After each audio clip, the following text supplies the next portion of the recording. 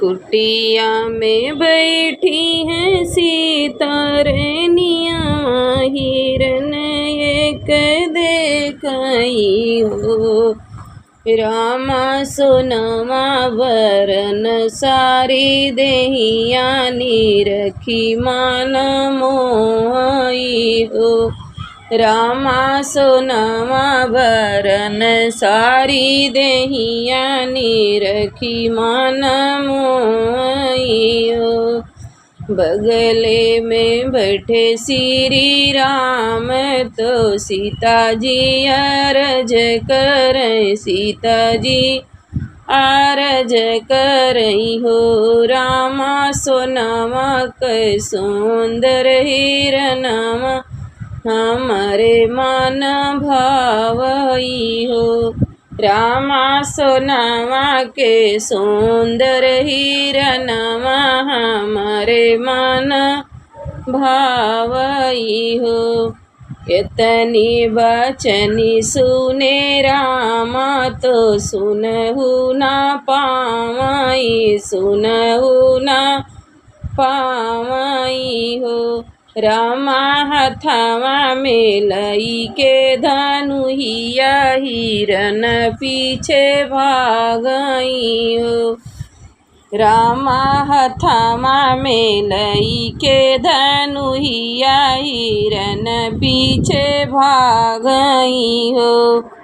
कुटिया में बैठी सीता अकेली, रावणवा जे देखई, रावणवा जे देखई हो।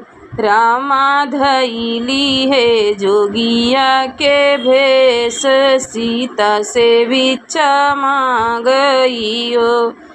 रामा धई कई जोगिया के भेष, सीता से भिक्षा मांगई, सीता से भिक्षा मांगई हो। हथवा में लीही सीता भिखिया, बहेरावा जेठड़ी भई, बहेरावा जेठड़ी भई हो।